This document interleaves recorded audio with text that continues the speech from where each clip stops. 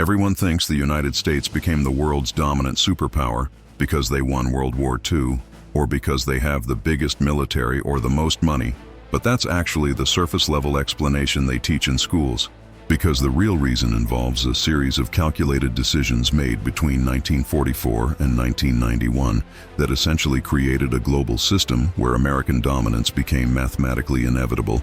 And once you understand what actually happened, you'll see why no other country, including China or a unified Europe, ever had a realistic chance to compete. And we're talking about 7 specific mechanisms that work together like a machine where each part reinforces the others. And the crazy thing is that most of these mechanisms were designed intentionally by people whose names you've probably never heard, making decisions in rooms that weren't reported in newspapers. And the first mechanism is something that happened in July 1944 in a hotel in Bretton Woods, New Hampshire, where representatives from 44 countries gathered to redesign the global financial system, and what they created was a framework that made the US dollar the world's reserve currency, which sounds technical, but here's what it actually means, because when every country needs to hold dollars to buy oil or conduct international trade, they're essentially lending money to the United States for free, and this creates a permanent advantage where America can print money to pay its debts while other countries have to earn dollars through exports, and the scale of this advantage is almost impossible to comprehend, because we're talking about trillions of dollars in what economists call seigniorage, which is the profit a country makes from printing currency. And the United States gets this profit not just from domestic currency, but from effectively being the printer for global trade.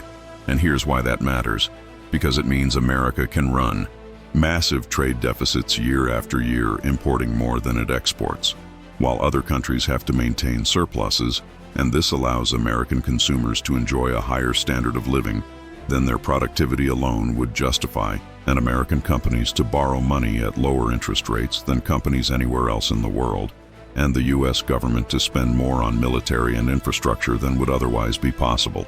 And most people don't realize that this system was designed specifically to create this outcome, because John Maynard Keynes, who was representing Britain at Bretton Woods, actually proposed a different system with a neutral international currency, but the American delegation led by Harry Dexter White insisted on the dollar, and they had the leverage to make it happen, because the United States owned 70% of the world's gold reserves at that time, and was the only major economy that hadn't been destroyed by the war, and every other country needed American loans to rebuild. So they agreed to a system that guaranteed American financial dominance. And that was just the foundation, because the second mechanism is something that most people think weakened America, but actually strengthened it. And that's the Marshall Plan, which sent over $13 billion to rebuild Europe between 1948 and 1952. And on the surface, this looks like pure generosity. But here's what actually happened, because the United States didn't just give away money. They created economic dependencies that locked European countries into the American system. And think about it, because when you rebuild a country's factories, you decide what kind of equipment they use. And American aid came with requirements to buy American machinery and adopt American technical standards and use American consulting firms. And this meant that European industries became integrated with American supply chains and dependent on American patents and technology, and the economic recovery that followed created massive markets for American exports and generated returns that dwarfed the initial investment. And beyond the economics, there was a strategic element, because countries receiving Marshall Plan aid had to agree to cooperate with American foreign policy and allow American military bases on their territory and join American-led institutions like NATO and the World Bank and the IMF. And this created a network of alliances that gave the United States unprecedented influence over global affairs. And here's the thing that makes this brilliant, because unlike traditional empires that dominated through direct colonization, the American system worked through economic integration and mutual benefit, which made it far more stable and harder to resist, because countries weren't being conquered, they were being offered prosperity. And when prosperity depends on staying aligned with American interests, countries make that choice voluntarily. And this brings us to the third mechanism, which is something that happened during the Cold War that people completely misunderstand. And that's the arms race with the Soviet Union, because everyone thinks this was a dangerous waste of resources that nearly bankrupted both countries. But from a strategic perspective, it was actually a trap that America set and the Soviet Union fell into. And here's why. Because the United States had an economy that was 6 times larger than the Soviet economy and was based on consumer goods and services that generated constant innovation, whereas the Soviet economy was centrally planned and focused on heavy industry. And when both countries started spending huge percentages of GDP on military technology, the United States could sustain that competition indefinitely, while the Soviet Union was bleeding resources from an economy that couldn't afford it. And American military spending actually drove technological innovation that had civilian applications because the internet started as a Defense Department project called ARPANET, and GPS was developed by the Air Force, and countless advances in computing and materials science and aerospace came from military research that then commercialized into products that American companies sold globally. And this created a cycle where military spending generated economic returns through technology transfer, which funded more military spending, which generated more innovations, and the Soviet Union had no equivalent system because their military technology stayed classified and never benefited the civilian economy, and they were trying to match American military capabilities with an economy 1/6 the size, which was mathematically impossible. And by the 1980s, they were spending an estimated 40% of GDP on defense compared to 6% for the United States, and this hollowed out their consumer economy and created shortages and stagnation, and eventually contributed to the collapse of the entire Soviet system. And when the USSR dissolved in 1991, the United States became the sole superpower with no rival capable of challenging its military dominance. And this leads directly to the fourth mechanism, which is the global military presence that America established. And here's what makes this different from every other empire in history. Because the United States maintains over 750 military installations in more than 80 countries, which sounds like traditional imperialism. But it's actually something more sophisticated, because most of these bases exist with the permission and even the request of host countries, and they serve multiple functions simultaneously because they provide security guarantees that allow allies to spend less on their own militaries, which means countries like Japan and Germany and South Korea can invest in economic development instead of defense. And this creates prosperous trading partners for American companies while maintaining American strategic dominance. And the bases also serve as power projection platforms that allow the United States to intervene anywhere in the world within hours. And this creates a system where American military power is omnipresent, even in peacetime, and potential adversaries have to assume that any conflict will involve American forces, and the economic implications are huge, because American military protection of global shipping lanes means that international trade can flourish, and countries can specialize in what they produce best, and this benefits everyone, but it benefits the United States most because American companies operate in every market, and the dollar is used for transactions, and American financial institutions facilitate the deals. And here's the part that most people miss, because this military presence isn't just about fighting wars. It's about preventing wars that would disrupt the global economic system that America designed. And when you prevent conflicts between major powers, you create stability, and stability allows for long-term investment and economic growth. And the United States positioned itself as the guarantor of that stability, which gives it enormous soft power and influence. And this connects to the fifth mechanism, which is the dominance of American universities and research institutions. And this is something people recognize but completely misunderstand, because they think American universities are good because they have money, but that's backwards. Because the money came after they established dominance, and what actually makes them special is a system that was created by the Morrill Act of 1862, which established land-grant universities and then expanded by massive federal research funding after World War II. And here's how this works, because the United States government spends over $140 billion annually on research and development. And most of this money goes to universities, which means American institutions can offer the best facilities and attract the best researchers from around the world. And this creates a brain drain where talented people from every country come to study in America, and many of them stay and become American citizens and contribute to American innovation. And even those who return home maintain connections to American institutions and often end up collaborating on research or starting companies that partner with American firms. And the scale of this is staggering. Because the United States awards more PhDs in science and engineering than any other country. And over half of those PhDs go to international students, and American universities hold more patents and produce more research papers and win more Nobel Prizes than universities from all other countries combined.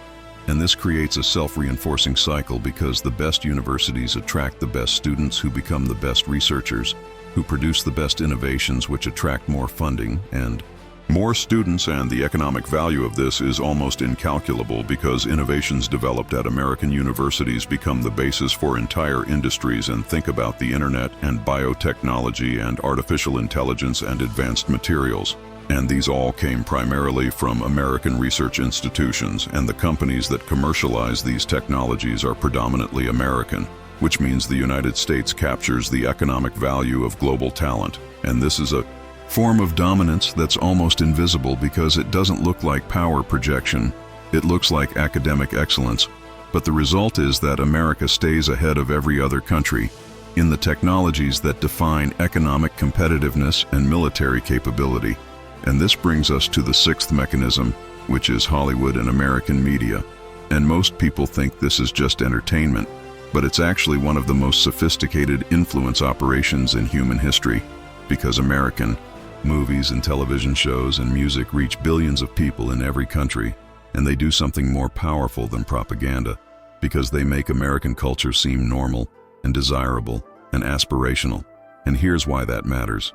Because when people around the world grow up watching American media, they internalize American values and American perspectives and American ways of thinking about freedom and success and relationships, and this creates a global culture that's fundamentally compatible with American interests. And when you control culture, you don't need to control governments because people will voluntarily align with your worldview. And the economics of this are massive because American entertainment is the second largest export category after aerospace and generates over $70 billion annually. And beyond the direct revenue, there's the soft power value because American movies show American products and American lifestyles and create demand for American brands. And when people in Shanghai or Mumbai or Sao Paulo watch American content, they want to buy iPhones and wear Nike shoes and eat at McDonald's.